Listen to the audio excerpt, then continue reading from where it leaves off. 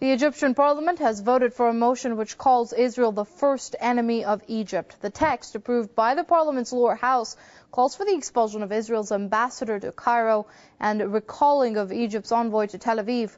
Lawmakers also voted for a halt to natural gas exports to Israel and called on the government to revise all of its agreements with Tel Aviv.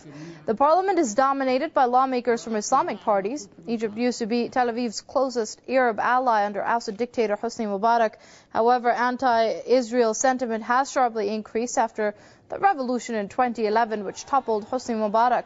Last year, protesters staged several rallies outside the Israeli embassy in Cairo, some of which turned violent. Well, joining us from Idaho via Skype is the co-founder of the Crescent and Cross Solidarity Movement, Mark Glenn. Many thanks for joining us here on Press TV. Now, how significant a diplomatic gesture is this in terms of the rise of a new post-Mubarak Egypt, in your opinion?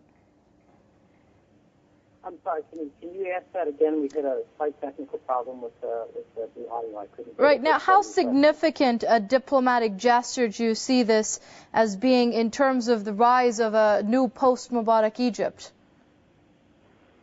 Oh, I think it's extremely important. Generally speaking, throughout history, whenever countries cut off diplomatic ties with each other, that basically says, we don't want to speak with you anymore.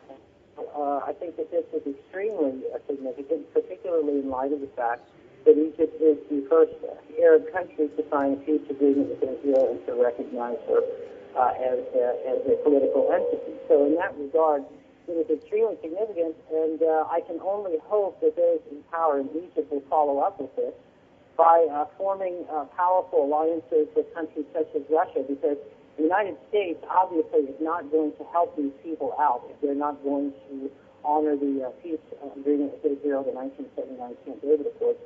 So I think that this is an extremely hopeful trend, although we also have to at the same time be concerned about what Israel is going to do, because this obviously gives Israel all the excuse that she needs to wage war against Egypt, with the goal of reclaiming the Sinai Peninsula, which she considers to be hers anyway. Right now, with SCAF ultimately making all the decisions, how far is this going to go, especially considering SCAF does dance to Washington's tune due to millions it gets in aid?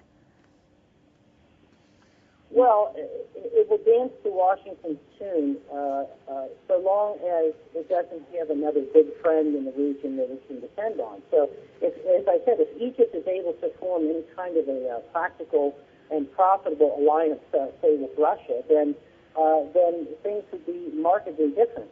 We would see all sorts of changes taking place in Egypt asserting herself as a sovereign Arab country in the region.